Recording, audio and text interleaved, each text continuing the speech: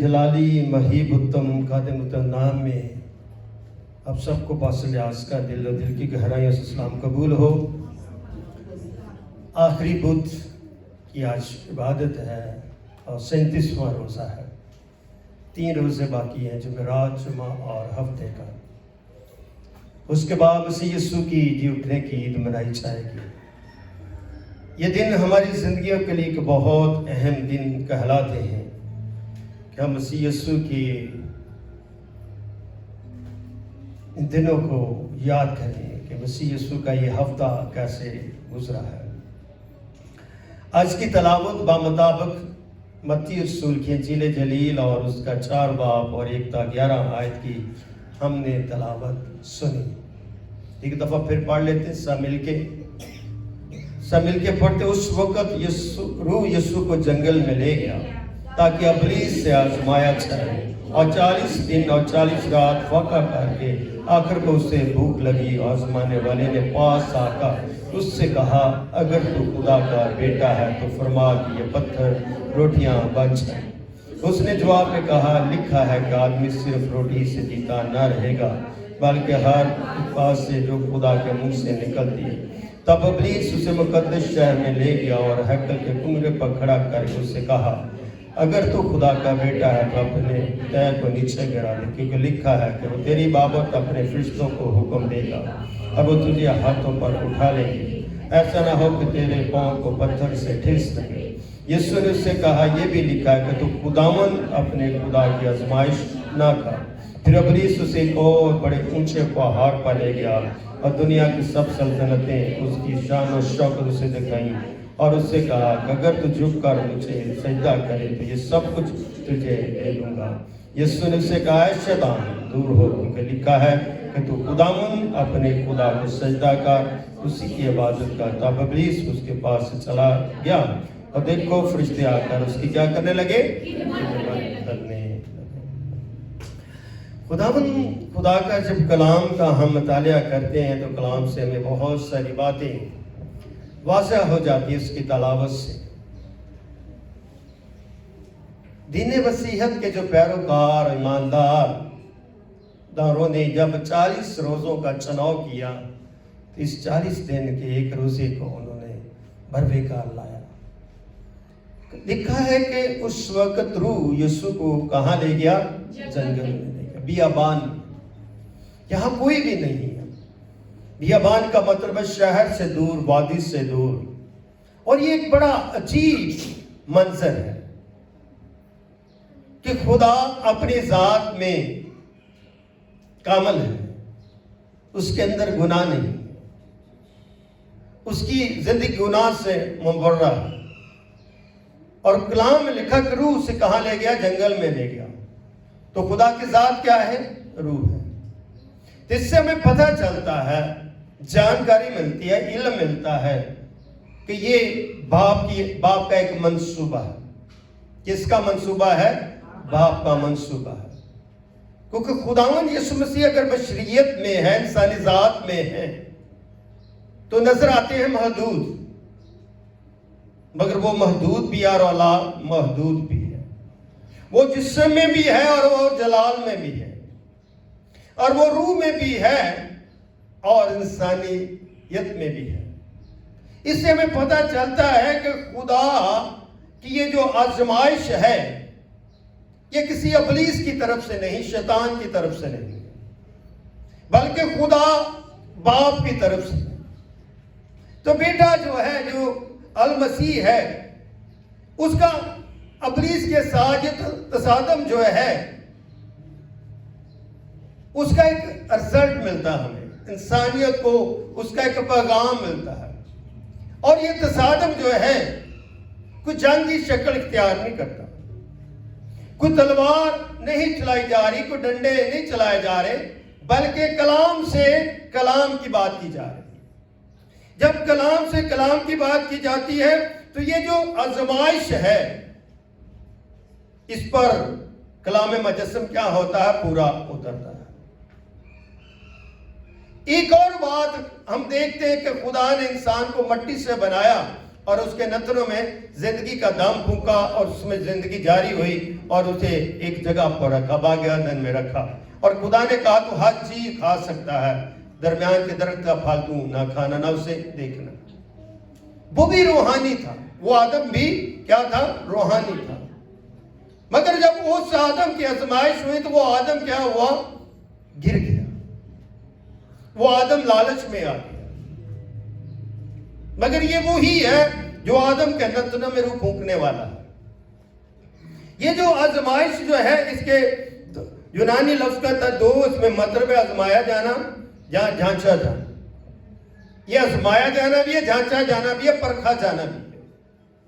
یہ جو آزمایا جانا یا جھانچا جانا، یہ پرکھا جانا، خدا دیکھنا چاہتا ہے کہ جس کو میں نے بھیجا ہے، جس کو میں نے جسم دیا ہے، جس سے میں محبت کرتا ہوں، جس کو میں نے اپنا پلوٹا کہا ہے، جس کو میں نے اپنا بیٹا کہا ہے، یہ جسم میں ہوتے ہوئے اس آزمائش کا مقابلہ کر سکتا ہے کہ نہیں؟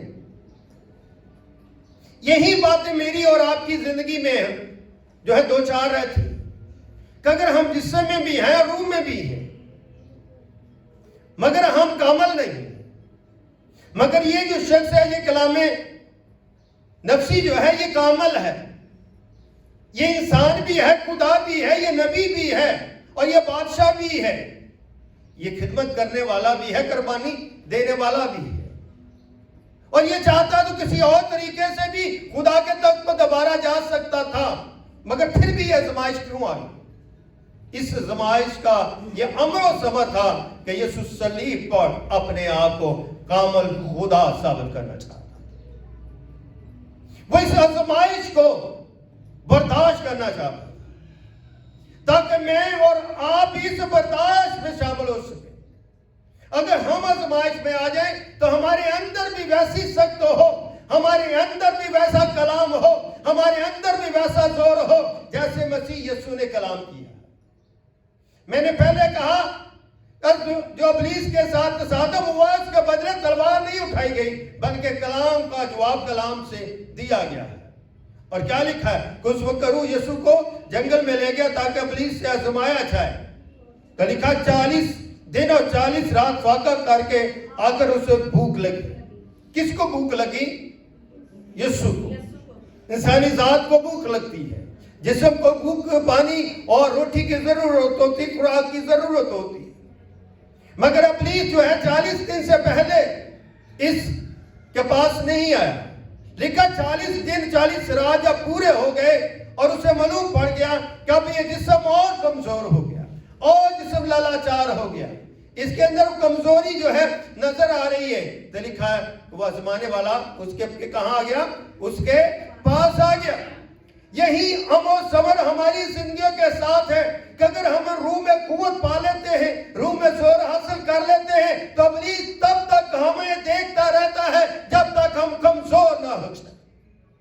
تو یہی بات ابلیس نے کلام مجسم کے اوپر غور کیا، نظر مرکوز رکھی، کیونکہ یسوع مسیح اکیلا بیابان میں ہے، جنگل میں ہے، پتھروں کے درمیان میں ہے، ٹیلوں کے درمیان میں ہے، دن اور رات وہ ریاضت میں ہے، اور اس کی ریاضت جو ہے دعا میں ہے، بندگی میں ہے، محبت میں ہے، وفاداری میں ہے، خدا کے ساتھ رفاقت و شراکت میں ہے۔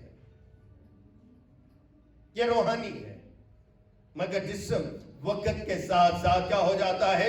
کمزور ہو جاتا ہے۔ اس جسم نے، اس کامل خدا نے تو 40 دن کا طویل عرصہ روزہ رکھ لیا، برداشت کر لیا، مگر انسان اتنا لمبا دورانیہ کا روزہ نہیں رکھ سکتا، اس لیے ایمانداروں نے ایک دن کے روزے کو 40 دنوں کے ساتھ جو ہے ملا دیا، تاکہ انسان 24 گھنٹے کا روزہ رکھ کے خدا کی اس ریاضت میں شامل ہوتا رہے اور اپنے ایمان اور بدن کی ریاضت کو جاری اور ساری رکھے، جس طرح مسیح خداوند نے بیابان میں ایک روزہ رکھ کے 40 دن 40 رات اپنے آپ کو خدا کے تابع کر کے یہ ثابت کر دیا کہ میں حقیقی خدا کا بندہ ہوں، میں ہی کلام مجسم ہوں، میں ہی تمہارا نور ہوں، اور میں ہی تمہارا پردو ہوں، اور میں ہی تمہارا جلال ہوں، اور میں ہی تم سے محبت کرتا ہوں، اور میں ہی تمہیں خلاصی دوں گا، اور میں تیرے سر کو کچلوں گا. اور اس نے اس بات کو ثابت کر دیا بدایت 3:16 کہ میں تیرے اور عورت کے نسل کے درمیان کیا ڈالوں گا؟ عداوت ڈالوں گا. وہ تیری ایڑی پر کاٹے گا اور تو اس کے سر کو کیا کرے گا؟ کچلے گا. یہ پہلی دفعہ ہے زمین پر یسوع مسیح کی پیدائش سے لے کر آخری موقع تک یہ پہلی دفعہ ہے کہ خداوند یسوع مسیح جو ہے اس کا سامنا ابلیس سے ہوتا ہے. جب بھی پہلے ابلیس سے سامنا ہوا یسوع نے اس کا ڈنڈا وہ نکلا. کبھی بدروحوں کی صورت میں, کبھی کسی کی آنکھوں کی صورت میں, کبھی کسی کو بخار کی صورت میں, کبھی کسی کی جان لینے کی صورت میں. یسوع نے جب بھی اسے ڈانٹا وہ نکلا. آج ابلیس خود اس کے سامنے آ گیا. ہماری زندگیوں میں بھی چھوٹے چھوٹے موضوع ہوتے ہیں. کبھی ہماری آنکھ درد ہونا شروع کر دیتی ہے, ہم یسوع کا نام لیتے موضوع حاصل کرتے ہیں. کبھی ہمارے پھیپھڑوں میں درد ہوتے ہیں, ہم یسوع کے نام سے شفا پا جاتے ہیں. ہمارے بدن کے پاؤں صحیح سے کمزور ہو جاتے ہیں, یسوع ہمیں شفا دے دیتا ہے. مگر ابلیس تب تک ہمارا انتظار کرتا ہے جب تک ہم اور کمزور نہ ہو جائیں. یہی بات ابلیس نے یسوع مسیح کے اوپر بھی لاگو کی. یہ آزمائش ایک گہرے بھید کو ظاہر کرتی ہے اور ایمان کی وابستگی کو بھی ظاہر کرتی ہے, ایمان کی رفاقت کو بھی ظاہر کرتی ہے. اگر اس آزمائش میں اسی طرح کی آزمائش کا سامنا کرتا مسیح خداوند جس طرح آدم نے کیا تو پھر یہ نجات زمین پر نہیں مل سکتی, پھر یہ کلام مجسم نہیں ہو سکتا تھا, پھر یہ خدا کا پلوٹا نہیں ہو سکتا تھا جس کو اس نے کہا کہ یہ میرا پیارا بیٹا جس سے میں خوش ہوں.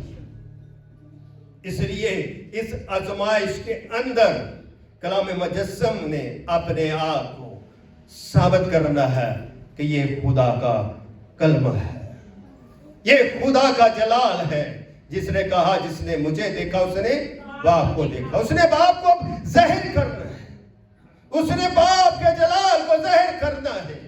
جب تک وہ زمین پر تب تک اس کی تابعداری جو ہے وہ جاری اور ساری ہے. پھر اسی تابعداری کو مجھے اور آپ کو پورا کرنا ہے. اس تابعداری کے اندر خلا نہیں ہے, تغیر نہیں ہے. اس تابعداری کے اندر ہی تو خدا کا جلال اور خدا کا موضع اور خدا کا کرشمہ چھپا ہے. لکھا آزمانے والا پاس آ کر اس سے کہا, کیا کہا؟ بات بڑی غور سے سنیے. لکھا اگر تو خدا کا بیٹا ہے. اب ابلیس کو کیسے پتا کہ یہ خدا کا بیٹا ہے؟ خدا کا پلوٹا ہے, یہ خدا سے نکلا ہے, یہ کلام مجسم ہے. ابلیس کو پتا ہے مگر دوسری قوموں کو نہیں پتا اور ہمیں بھی نہیں پتا. جتنا علم ابلیس رکھتا اتنا علم ہم انسان نہیں رکھتے. جتنی مرضی ریاضت کر لے مگر اس شیطان کو پتا ہے کہ یہ خدا کا بیٹا ہے. اس لیے اس نے اس بات کو یسوع کے سامنے رکھ دیا اور کیا کہا کہ اگر تو خدا کا بیٹا ہے تو فرما دے, بول دے, میرے حکم کو مان لے. تجھے بھوک لگی ہے, تجھے پیاس لگی ہے, 40 دن سے نہ تو نے کچھ کھایا ہے نہ پیا ہے نہ تو سویا ہے, تو ریاضت کرتا رہا ہے, اب تیرا بدن کمزور ہے. دیکھ میں تجھے بتاتا ہوں اگر تو خدا کا بیٹا ہے تو فرما اے پتھر روٹیاں بن جائے, کیونکہ میں جانتا ہوں تو خدا کا پلوٹا ہے. اگر تو پتھر کو کہے گا روٹیاں بن جائے تو یہ پتھر بالفعل خدا کے جلال سے بھر جائے گی اور یہ پتھر روٹیاں بن جائیں. مگر میرے آقا نے کیا کہا, میرے یسوع نے کیا کہا, خدا کے کلمے نے کیا کہا, جو روح سے معمور ہے, جو روح دینے والا ہے, جو بخشن ہارا ہے, جو زندگی کا کلمہ بننے والا ہے, جو زندگی کا برہ بننے والا ہے, جو میرے لیے صلیب اٹھانے والا ہے, جو میرے لیے مخزی کا چشمہ بننے والا ہے. اس نے کیا فرمایا؟ اس نے جواب دیا بڑی عاجزی کے ساتھ. اور کیا کہا اس نے جواب میں؟ کہا لکھا ہے. اس نے نہیں کہا کہ میں بولتا ہوں, اس نے کہا لکھا ہے. یہ لکھانے والا ہے. اس نے کہا لکھا ہے کہ آدمی صرف روٹی سے جیتا نہ رہے گا. اس نے اس کی اس بات کو بھی ٹھکرا دیا. اس نے یہ نہیں کہا کہ میں نے کہا, اس نے کہا لکھا ہے, کلام میں موجود ہے, میں نے اس کا پیغام پہلے سے دے دیا ہے اپنے نبیوں کے وسیلے سے. کلام میں لکھا ہے کہ انسان ماس روٹی سے جیتا نہ رہے. کتنی بابرکت میرے خدا نے یہ بات اس کے آگے رکھی. आगे क्या लिखा, बल्कि हर बात से जो खुदा के कहां से निकलती, मुंह से निकलती। उसने ये नहीं कहा मेरे मुंह से निकलती है, हर एक बात जो खुदा के मुंह से निकलती है, उसने कहा हर एक बात जो मेरे बाप के मुंह से निकलती है। उसमें जिंदगी है, उसमें कुव्वत है, उसमें इत्मीनान है, उसमें तसल्ली है, उसमें बर्दाश्त है। तब इब्लीस उसे कहां ले गया, मुकद्दस शहर में ले गया। बियाबान से शैतान आगे आगे, यीशु उसके साथ। यीशु आज उससे कहना चाहता, देख खुला जो तू करना चाहता कर, मैं तेरे हर सवाल का जवाब इस जमीन पर पूरा करने वाला हूं, क्योंकि थोड़े दिनों के बाद मैंने तुझे कुचलना है, मैंने तेरे सर को कर मसलना है। तो मेरे खुदावन ने क्या कहा, तब इब्लीस उसे मुकद्दस शहर में ले गया और हैकल के कुंगरे पर खड़ा करके उससे कहा, फिर कहा, हैकल के कुंगरे पर खड़ा करके ऊंचे मकाम पर क्या कहा, अगर तू खुदा का बेटा, फिर वही बात कही, बार बार दोहरा दिया। तो गैर कौमें हमें कहती है, कहां लिखा है कि वो खुदा का बेटा है? ये तो कलाम वाज़िया कहता है, ये तो वाज़िया पैगाम अपनों को भी है, गैरों को भी है। सुन ले, पढ़ लिया करें, चश्मे को जरा साफ कर लिया करें। आपको धुंधला नजर आता है, जहां बेटे की बात आती तुम्हारी रूह मरजू हो जाती है, मगर जहां बेटी की बात आ जाती है तेरी कौम गवाह बन जाती है। जहां इब्लीस मुकाबला नहीं कर सकता तो तुम कैसे मुकाबला कर सकते हो? जिसकी आजमाइश है वो पूरी दलेरी के साथ खड़ा है। ये कौम को भी अपनी आजमाइशों में दलेरी के साथ खड़े रहना चाहिए। मुकद्दस शहर में ले गया और हैकल के मुहरे पर खड़े करके उससे कहा, अगर तू खुदा का बेटा तो अपनी तह को नीचे गिरा दे, क्योंकि लिखा है।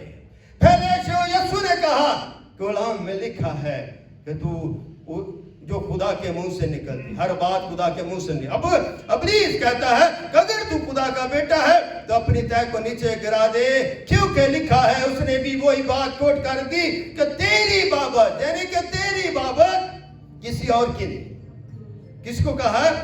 फरिश्तों को हुक्म देगा। कौन हुक्म देगा? तेरा बाप, तू नहीं। तेरी बाबत लिखा है, गहरे तौर पर लिखा, मौकम तौर पर लिखा, यकीन के तौर पर लिखा। मैं जानता हूं कि तेरी बाबत अपने फरिश्तों को हुक्म देगा। बाप वो फरिश्तों को हुक्म देगा और वो तुझे क्या कर लेंगे? अपने हाथ पर हाथ उठा लेंगे।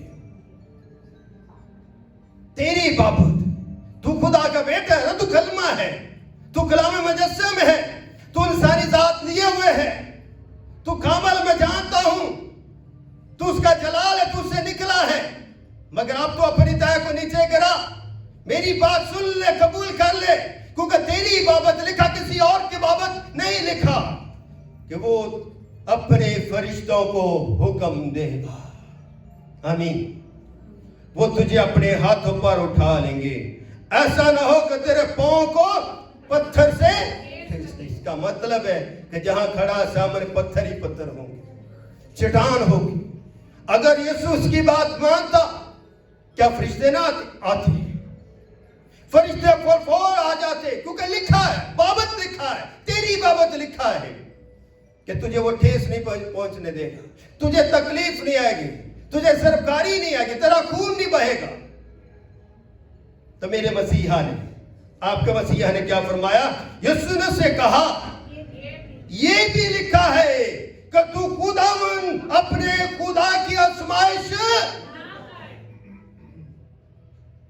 फरिश्ते तुझे बचा लेंगे।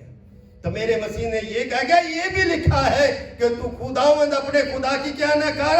आजमाइश ना कर। अगर हम आजमाइश करते हैं तो अपने आप को खुदा के सामने ले आते हैं। खुदा की आजमाइश नहीं हो सकती, क्योंकि कलाम हमें सिखाता है। हमें अपने आजमाइश के हथियारों को डाल देना चाहिए, छोड़ देना चाहिए, अपने सख्त दिलों को नरम कर लेना चाहिए। ये बशर, बस ये इंसान, हमारी गुनाह जिंदगी के अंदर गुनाह का सबसे बड़ा मसला है, और इसी मसले के लिए तो ये कलाम कर रहा है, ये इब्लीस का सामना कर रहा है। आमीन। आगे क्या लिखा है? तो खुदावंद अपने खुदा की आजमाइश न कर इब्लीस फिर उसे एक और बड़े ऊंचे पहाड़ पर ले गया, दुनिया की सब सल्तनत में। अब दुनिया का यानी के हर कुछ उसके सामने रख दिया और दुनिया की शान और शौकत धन दौलत उसके सामने उसने फिल्म चला दी। ये देख ले, ऊंची सल्तनतें, मैं तुझे बादशाह बना दूंगा, मैं तुझे शहंशाह बना दूंगा, मैं तुम्हें जमीन के अख्तियार मौका बना दूंगा, अपना पूरा इख्तियार मैं तुम्हें दे दूंगा। क्या करना है? जो चाहता है इब्लीस, इसी बात के लिए आजमाइश कर रहा है। उससे कहा अगर तू झुक कर मुझे क्या कर दे, सजदा कर, कुछ ना कर, मैं तुझे कुछ नहीं, सिर्फ तूने मुझे क्या करना है, सजदा करना झुक के। तो अगर तो ये सब कुछ मैं जो तुझे दिखा रहा हूं, दे रहा हूं, दे सब कुछ क्या दे दूंगा, तुझे दे दूंगा। तो मेरे मसीहा ने उससे क्या कहा? यीशु ने उससे कहा ऐ शैतान दूर हो। क्या लिखा? कि दूर हो, क्योंकि लिखा है कि तू खुदावन अपने खुदा को सजदा कर और सिर्फ उसी की क्या कर, इबादत कर। सिर्फ बस सिर्फ खुदावंद अपने खुदा को सजदा कर, उसी की इबादत कर जिसकी मैं इबादत कर रहा हूं, जिसका मैं जिम्मेदारी और उससे मोहब्बत करता, उसके कामों को पूरा कर रहा हूं। हमारे लिए भी जरूरी है कपड़े खुदा को सजदा करें, उसी की इबादत करें। तब इब्लीस क्या हुआ? उसके पास से चला गया। आगे लिखा देखो, फरिश्ते आकर उसकी क्या करने लगे? खिदमत करने लगे। ये खिदमत क्यों करने लगे? क्योंकि यीशु मसीह जो है अब 40 दिन से भूखा प्यासा और इब्लीस ने उसे आजमाइश में रखा। अभी दिन तो नहीं बताया कि एक ही दिन का वाकया, एक ही लम्हात का वाकया, घंटों का वाकया या कितने दिन लगे, ये तो नहीं लिखा। मगर खुदा के फरिश्ते आकर क्या करने लगे? उसकी खिदमत करने लगे। तो ये खिदमत का अमल जो है ये जारी और सारी रहा। मसीह खुदावंद का जब सलीब पर आना और सलीब पर कुर्बानी देना, और वो किसी और तरीके से भी अपने तख्त पर दोबारा लौट सकता था, मगर कब सलीब बगैर हमारी कुर्बानी नामुमकिन नहीं थी, और सलीब के बगैर हमें जिंदगी का ताज नहीं मिल सकता था। वो खुद तो कांटों का ताज पहनता है, मुझे और आपको जिंदगी का ताज दे देता है। खुदावंद आज आपको बड़ी बरकत दे और आज का कलाम आप सबको मुबारक।